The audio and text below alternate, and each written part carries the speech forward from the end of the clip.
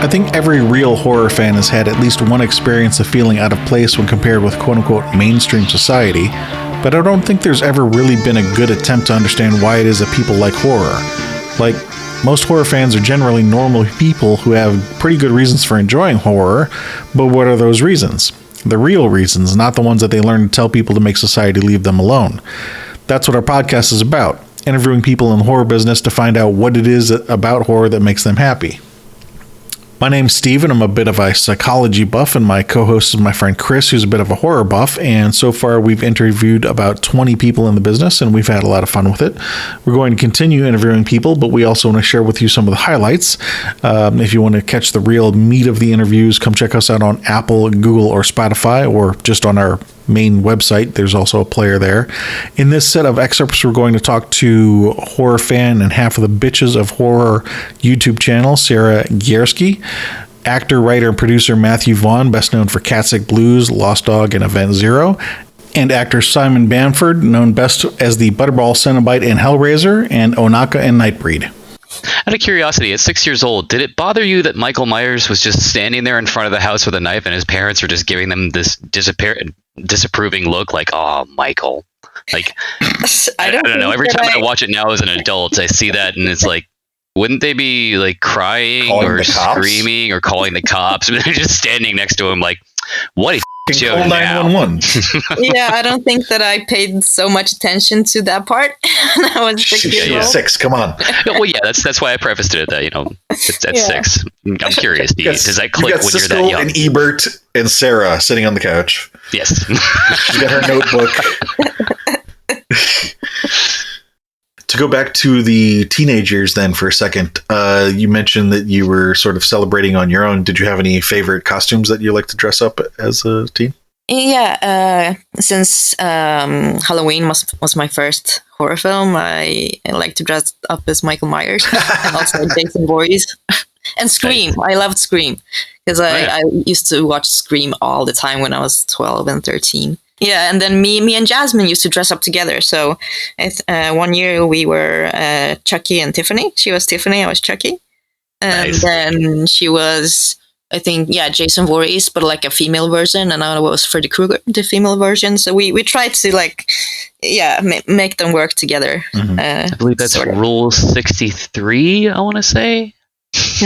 Of... B's rules of the internet, Rule 63, if it exists, there is a gender bender version of it. Oh. Yes, of course. Yeah. Okay. I thought you were doing like Ferengi rules of acquisition or something. Like, what the fuck are you talking about? Yes. Rule number, God, how many are there? There's like 400 of those fucking stupid rules. I'm like, what does that have to do with Halloween? Or costumes for that matter. People dress up as Ferengi. They do.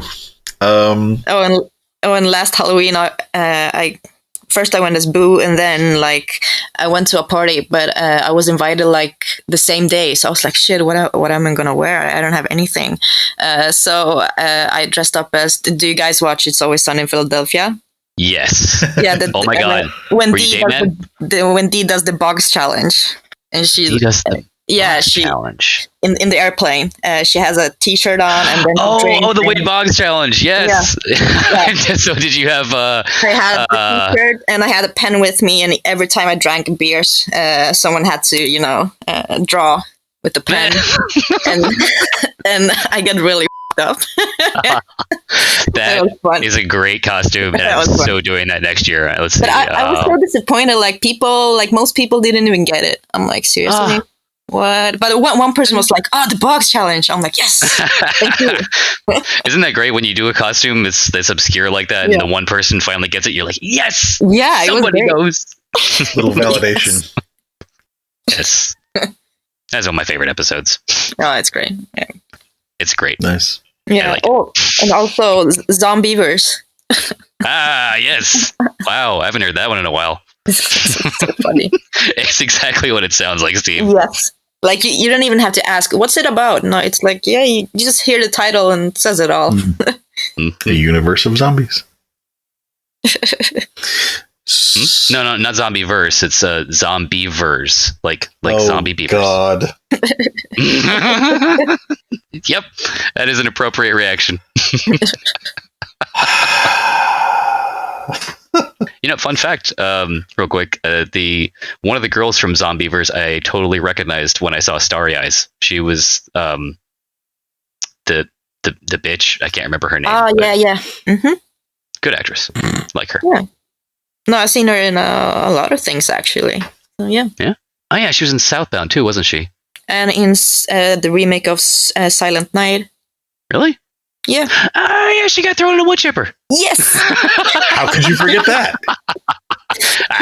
It's been a while since I've seen the remake. But it's fun. Yeah, it is. So starting off with childhood, what are some early memories that you can think of things horror that either inspired or terrified you? It's pretty easy, actually. I was scared of everything. Okay, everything. There we go. Yeah, like I was a full-on wuss, a real coward. It wasn't hard to scare me. I remember being scared by like a leprechaun character in this like a Superman animated series. It was played like, I can't remember his name, Mr. Mr. Mitzlitzel's pick or something? The one who you had to say his name backwards? Yeah. Yeah, I remember having a nightmare about that. I think Howie Mandel played him in the Lois and Clark series, which is even more frightening. Right. But yeah, I remember it being, like the Thunderbirds freaked me out. Well, that's a whole other show there. I mean, the Thunderbirds have that whole uncanny valley thing where just dolls are fucking creepy. Yes, the Swedish chef's human hands. Why does he have human hands? Oh my God. Has puppet hands. It's terrifying. I never realized that, but you are so right. The Swedish chef had human hands. Oh my God, I can't stop thinking about it now. I mean, they had to hold knives. Yeah, that's probably best in retrospect. Not but sometimes he had puppet hands. Yeah. I don't remember that. Yeah, puppet knives. Or puppet knives, puppet hands. Puppet knives. Yeah. It sounds like a good horror film. I know. I was just thinking the same thing, but I think they've already done that with 8 now Puppet Masters. There are a lot of those. Yeah. Did your older siblings teasing you? Was it just like a friendly teasing, or did it actually make it worse for you? Oh no, they're terrible people. To this day, they're horrible people. No, I love them. They're great. They just knew, like they would, just like play pranks on me often. Like they'd find a scary mask and put it on, like, one of my stuffed toys, and I'd walk in and I'd, just like squeal. But yeah, they loved scaring me, and I was just a big coward. I remember one of my brothers was watching like Nightmare on Elm Street, and I remember, when Nancy's in the bath and Freddy's claw comes out through water. Mm-hmm. Like for weeks after, I'd take a shower and I'd like block the drain. I still don't shower or bath. I stink. Haven't showered or bathed for several decades. Okay, that's good. Your wife is a strong woman. She can't smell. She has a lot of Febreze. My dad showed it to his car clubs for some reason. 70, men in their 60s and 70s, conservative men, all white, all just like, what? Oh, there's an actor who's coming. He's the special guest. This actor from this cop show in Australia, long-running cop show. He's coming to. He's our special guest. I know. I'm going to show. My son also has acted in some things. I'm going to show this movie for my car club. Yeah. So yeah, that happened. Correct me if I'm wrong. He's like, send me a picture. He's just like, send me a picture of this actor, John Woods. John Woods, yeah, is his name. And then the TV, in the background, and he's like, look what and then like all these old men sitting around a table eating, and it's like, oh, look what I'm showing them. I'm like, what the are you doing? Are you serious? Just out of curiosity, had he watched the movie himself first? This is not. Yes, he has. I know. Okay. I know. It's not. I was joking. It's not a film that I could recommend to a lot of people, but it's like especially not appropriate for the audience my dad was showing. So yeah. Thanks, Dad. Anyway, all that being said, this is not meant to be a therapy session at all. It's just a fun conversation / podcast. So if there are any questions you don't feel like answering, just say pass and we'll move on. Okay, I am lying naked on the couch. That was the instruction. Well, yes, of course. That's one of the prerequisites. It's not a pretty sight. It's good because there's no video on this. I mean, it's already a not safe for work conversation to begin with, but I would definitely take it added to another level. Good thing this is an audio podcast. Yeah, Although that would exactly. add an interesting element if you have a roommate or wife or housemate that came in. You walk in on that. What the hell are you watching? You're naked.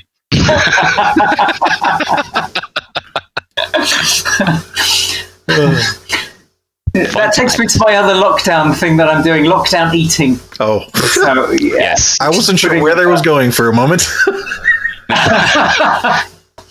Just remember, never cook bacon naked. It is not the safest thing.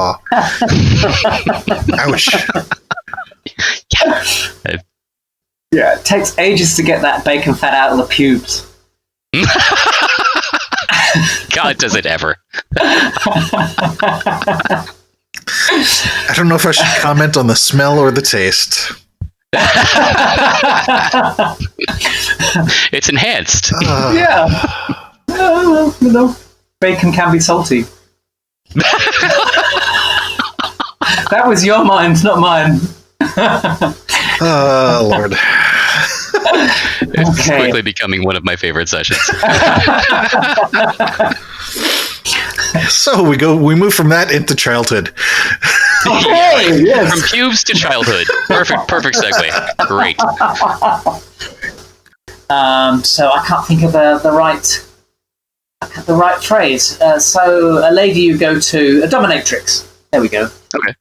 And it was a fiction, but they actually used real clients of this dominatrix in France. So some of the things that were happening in this film were actually real. Yeah.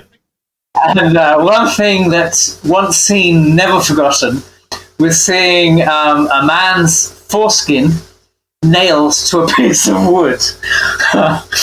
Oh my Pass. God. Every man in the cinema was like, oh my God. And just... Pardon? I was just going to say, have you ever heard of a band called Genitortures? No. They're a local band here from the Tampa Bay area. And the name is, as it sounds, genital torture. Right. Live on stage, even. Live on stage. It was hilarious. It's a wonderful play. But anyway, we're doing this in Egypt. And my character starts as a stooge in the audience. But I didn't want to have dinner because I'd be too nervous. So the director went and sat on the top table in this big ballroom. And he said, there's some very important people at this table, including the Prince of Egypt is actually there. So anyway, he got up just before it started, and I went and sat at the table ready to start. And this gentleman leant over and said, "Oh, hello, you weren't here earlier. Are you one of the actors?" And I said, well, I can't really tell you that, because if I did, I'd have to cut your tongue out. And everybody at this table went, this big intake of breath. And So we did the first act, and the director came rushing back at the interval. He said, "You threatened." He said,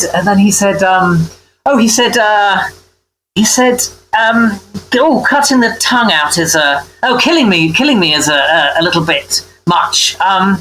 Perhaps we could just cut the tongue out instead. And I went, "Oh yeah, that'll be fine." Anyway, I threatened to kill the Prince of Egypt to his face. Now, if that wasn't bad enough, the woman we picked out, we talked in the interval about who we should pick out as the Ophelia. It turns out the person we picked out was his cousin. So I've managed to completely insult two members of the Egyptian royal family, And live to talk about it. Thankfully, I did manage. Yes, they didn't cut my hands off, and I managed to leave the country as well. It is a very good thing they all appear to have had a good sense of humor, because wow, coincidence. Yeah, that could have gone very badly wrong. You could have made the news. Yes. Yeah.